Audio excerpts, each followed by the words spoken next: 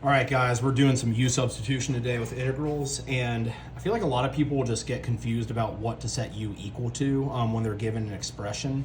And my rule of thumb is, what I say here is that you just set U equal to the part of the given expression that's, inside the integral that you're given.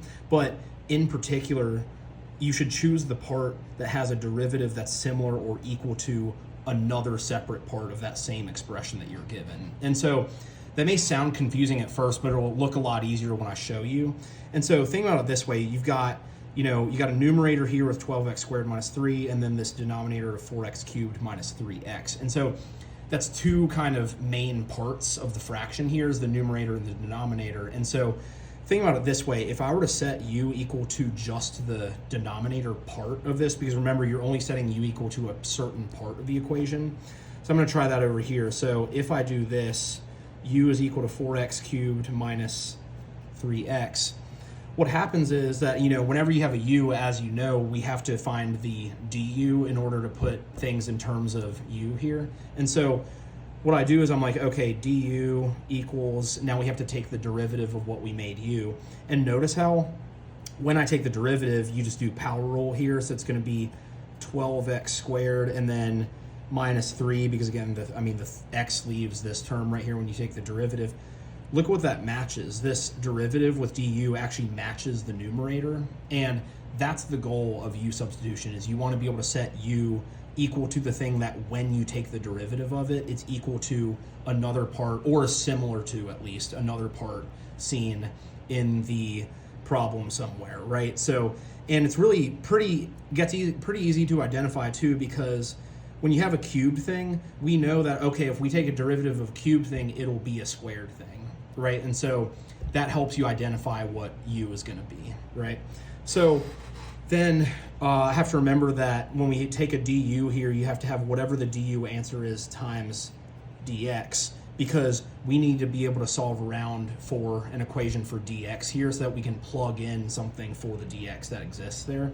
So what I always like to do is whenever you have something multiplied by the dx, I just divide by that thing on both sides. And so then what you see is we really just get, it's going to cancel out over here, right? So see how dx is just equivalent to du over this stuff, right? So we have two places where we can substitute in for our integral. We have U is equal to this x expression stuff. So that's one substitution we're going to make. And then we have dx is equal to du divided by the 12x squared minus 3. So here's how you do the substitution. I'm going to switch back to the normal color for this. So basically, what we do is we say, okay, so we still have the integral there, right? And we used to have a numerator of 12x squared minus 3. We're still going to have that for the time being. So we say, okay, 12x squared minus 3. Okay, well, the bottom, I'm going to make a substitution because what you notice is U is equal to the original denominator here. And so I'm going to call that U. And so the entire denominator is just the letter U, because U just equals what it used to be.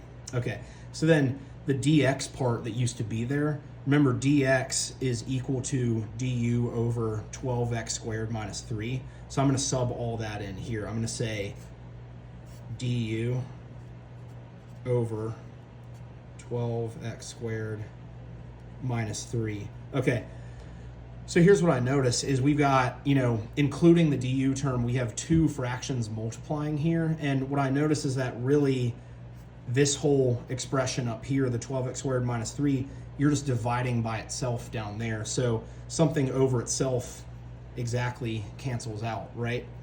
And so now what we end up with is the integral of 1 over u, right? You see how if something canceled out on the top with a division operation, you have to put a 1 up there. A 1's left over. The u is specifically in the bottom, so we have to keep it there. And then see how the du is just normally on top like it should be. So we just say, okay, your integral is now turned into the integral of 1 over u and then du there. So then if this is all the substituted version of this, right? So if you continue this, if you actually take the integral of this, remember a 1 over u is kind of like a 1 over x in symbolism. And remember that the derivative of ln of x or ln of u is just 1 over x or 1 over u. So if you reintegrate this back up, or you do the antiderivative, it will take you back to that ln form, right? So antiderivative of 1 over u is going to be ln of the absolute value of u. Because remember, when you're doing the antiderivative, from the 1 over something back to the ln form, you have to do the absolute value around it. This is an indefinite integral too. It has been this whole time, so we always have to say plus c or some arbitrary constant right there.